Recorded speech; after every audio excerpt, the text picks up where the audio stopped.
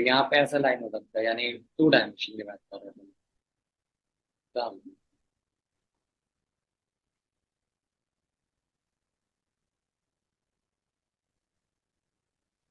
या प्लेन, तो मेरा लाइन है तो ऐसा जाएगा, या मेरी लाइन ऐसी जाएगी।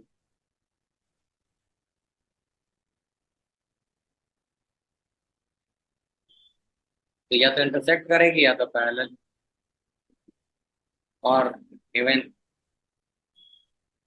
इवन कोइंसिडेंट भी हो सकता है, एक के ऊपर एक दूसरे लाइन चढ़ जाए, यानी ऐसा लाइन के ऊपर ही दूसरा लाइन। तो कोइंसिडेंट लाइन भी हो सकती है। बट अगर हम लोग थ्री डायमेंशन में पहुंचेंगे तो हमारे पास क्या हो जाता है कि थ्री डायमेंशन में क्या है कि एक टाइप की लाइन है जो कि हम लोग कहते हैं स्क्यू लाइंस। वो लाइन के साथ क्या है कि they are neither parallel nor intersecting.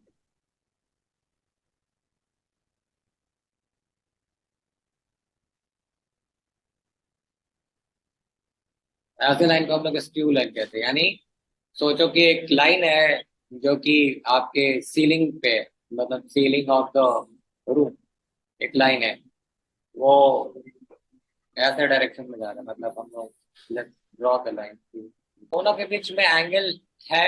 हाँ मतलब जरूरी भी नहीं है। मतलब कि आप आपका जो, अगर देखा जाए एक तरीके से तो दोनों लगेंगे हम लोगों को कि मतलब बेसिकली पैरेलल भी नहीं लगेंगे, और पर मतलब इंटरसेक्टिंग भी नहीं है। क्योंकि अगर पैरेलल नहीं है तो इंटरसेक्टिंग होते हैं, क्योंकि अगर ये दोनों एक प्लेन में, अगर दोनों एक प्लेन में है ही नहीं तो ना पैरेलल लगेंगे ना इंटरसेक्टिंग लगेंगे। मैंने कहने का मतलब है कि अगर ये मेरा एक्स वाई जेड का प्लेन है, ठीक है, एक्स वाई जेड है, और एक लाइन है मेरी ऐसे जा रही है, तो इस वाले पे ऐसे मान लो ऐसे लाइन, रेड वाली लाइन, और नीचे वाले में मेरी लाइन ऐसे, ठीक है। अब ये क्या है कि ये दोनों लाइन मतलब पैरेलल भी नहीं है, ना ऐसा पैरेलल ही है, ना इंटरसेक्टिंग है। दोनों का डायरेक्शन भी अलग अलग है, ठीक है। और दोनों मतलब पैरेलल प्लेन्स में है।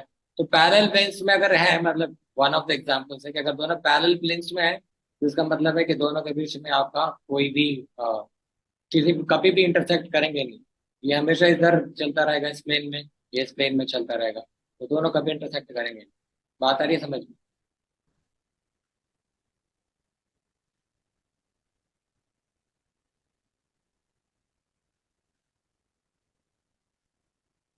तो ये जो लाइन दिखा रहे हैं हम लोग, ये हमारी स्क्यू लाइन है, क्या कहते हैं, ठीक है।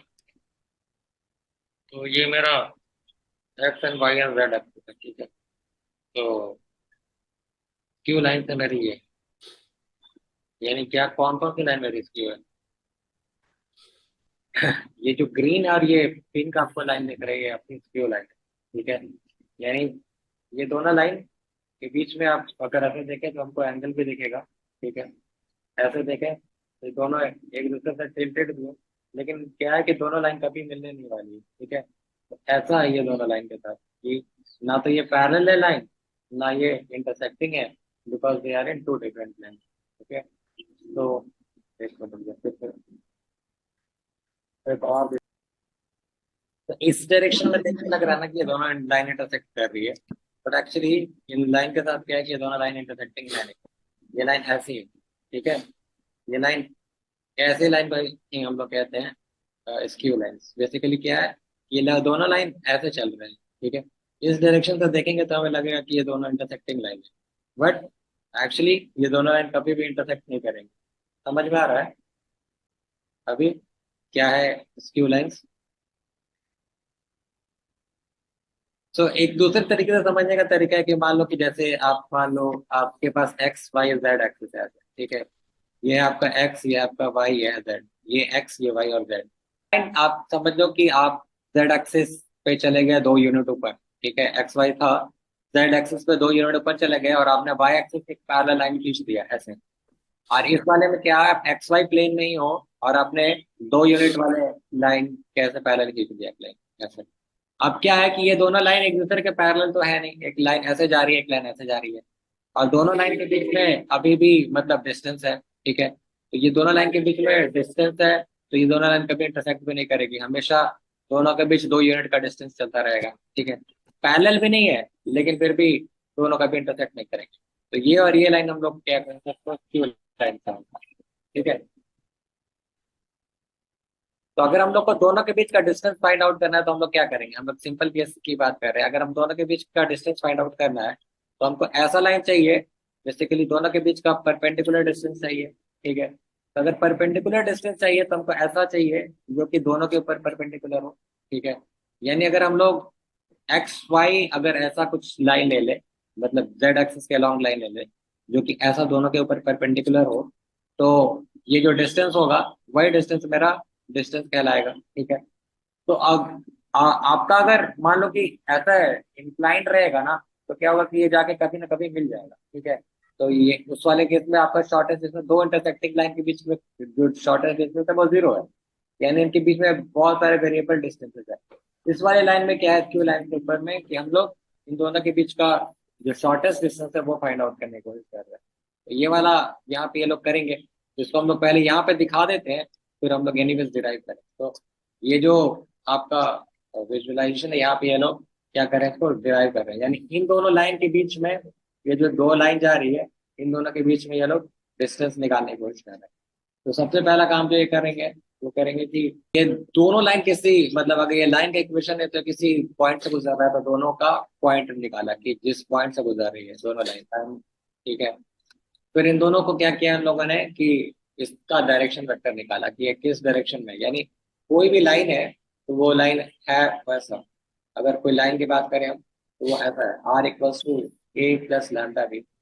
तो वो क्या निकाल रहे हैं पहले कि ए बता रहे हैं कि ए क्या है, किस पॉइंट से गुजर रहा है, फिर ये डायरेक्शन वेक्टर निकाल रहे हैं। तो अभी तक उन लोगों ने ये 2 काम किया। फिर तीसरा काम क्या कर रहे हैं ये लोग, कि आपको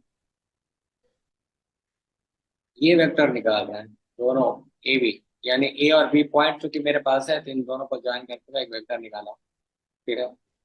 फिर फोर्थ स्टेप में क्या कर रहे हैं, ये लोग एक ऐसा वेक्टर निकाल रहे हैं जो कि दोनों के परपेंडिकुलर हो।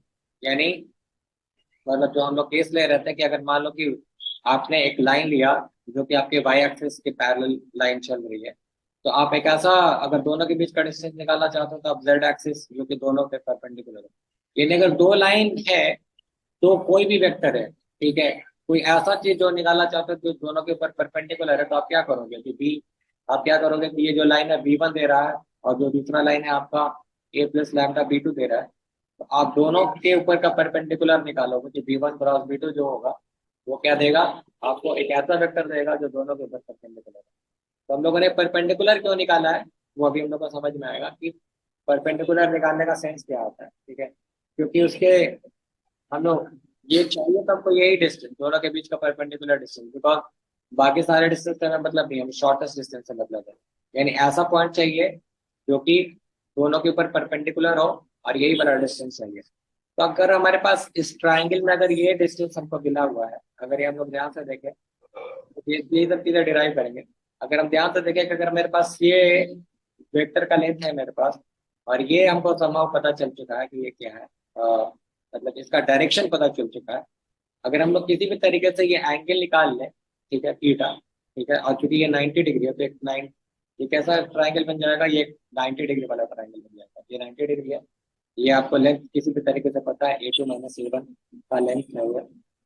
तो अगर थीटा हमको पता चल जाए तो हम लोग इस वाले ट्राइंगल में जाके दिखा सकते हैं, बता सकते हैं कि कॉस थीटा हम लोग का क्या होगा भाई, कॉस थीटा हम लोग का होगा ये वाले लेंथ जो कि हमको चाहिए D/A2 - A1, यही है हमारा। तो हम लोग यही निकालने का कोशिश कर रहे हैं। तो यानी हम लोग डी चाहिए तो हमारा डी मतलब क्या है, A2 - A1 और इसका कॉस थीटा, यही है हमारा डी। तो हम लोग A2 - A1 का प्रोजेक्शन इस पर निकाल देंगे तो हमारा डी का लेंथ निकल जाएगा। तो यही है वह स्टेप। तो हम लोग यहाँ पे स्टेप यही फॉलो करेंगे कि हमें निकालना क्या है कि दोनों के बीच का मिनिमम डिस्टेंस निकालना है। तो हम लोग इसके लिए पहले क्या करेंगे कि दोनों के बीच जो जो पॉइंट थे उनको मिलाने वाला एक वेक्टर खींचेंगे। फिर एक वेक्टर फाइंड आउट करेंगे कि जो कि दोनों के ऊपर परपेंडिकुलर हो, सो दैट कि इसके लॉन्ग जो डिस्टेंस है वो निकाल लें। फिर हम दोनों इसका इसके ऊपर प्रोजेक्शन निकाल लेंगे विद कॉस थीटा। तो हमारा जो ये लेंथ होगा वो दे देगा हमको शॉर्टेस्ट डिस्टेंस। इन लोग फिर से रन थ्रू करते हैं क्या क्या। हम लोग कह रहे हैं कि सबसे पहला काम हमारा जो होगा, हटाते हैं इसको। सबसे पहला काम है कि दो लाइन है, दोनों लाइन के ऊपर हम लोग पॉइंट निकालेंगे जो जिसके थ्रू पास करती है, ये पॉइंट निकालेंगे। फिर उन दोनों, ये जो दोनों लाइनें किस डायरेक्शन में चल रहे हैं उनका डायरेक्शन वेक्टर निकाल लेंगे उस लाइन के इक्वेशन से। अभी हमको मिल जाएगा। फिर हम लोग क्या करेंगे, हम लोग ये वाला वेक्टर निकालेंगे जो कि दोनों को मिलाएगा। दोनों दोनों जिस पॉइंट से गुजर रहे हैं उसको, दोनों को मिलाएंगे। फिर हम लोग क्या करेंगे, इन दोनों के ऊपर का जो परपेंडिकुलर वेक्टर है वो निकालेंगे, और यही हमको परपेंडिकुलर डिस्टेंस चाहिए। तो ये जो वेक्टर है ये इसके भी ऊपर परपेंडिकुलर, ये भी इसके ऊपर परपेंडिकुलर है। फिर इस वाले ट्राइंगल में चलेंगे जो राइट एंगल ट्राइंगल है। हम लोग समहाउ अगर ये हमको थीटा एंगल मिल गया तो हम लोग इसको करेंगे A2 - A1 cos थीटा निकाल देंगे, तो ये हमारा डिस्टेंस निकल जाएगा, और यही हमारा शॉर्टेस्ट डिस्टेंस का फॉर्मूला होता है। ठीक है, तो यही हम लोग ओवरऑल करने वाले हैं।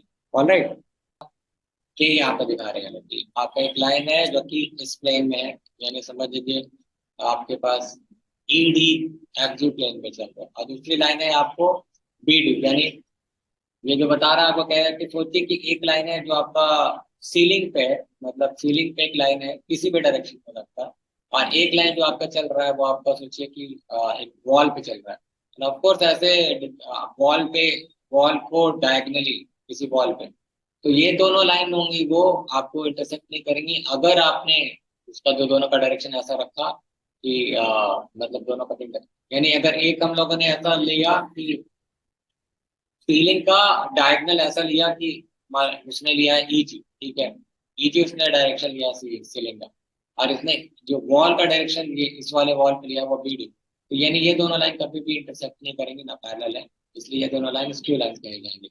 और चूंकि दोनों डिफरेंट प्लेन में है, ये है आपका ED प्लेन में, ये है आपका ED FG प्लेन में, तो दोनों के बीच में दो कॉमन पॉइंट है D, तो कॉमन पॉइंट है, लेकिन ये दोनों प्लेन आपका क्या है, एक दूसरे के परपेंडिकुलर प्लेन है। ये प्लेन आपका इस हॉरिजॉन्टल डायरेक्शन में, ये आपका वर्टिकल डायरेक्शन में, तो ये दोनों प्लेन आपका, अगर अगर ये लाइन, मान लो हमने अगर लाइन FD बना दिया होता तो डेफिनेटली वो इंटरसेक्ट करता है लाइन, ये वाला लाइन क्योंकि इन दोनों के बीच में कॉमन पॉइंट है, तो ये वाला पॉइंट इंटरसेक्ट करता है, ये लाइन इंटरसेक्ट करता है।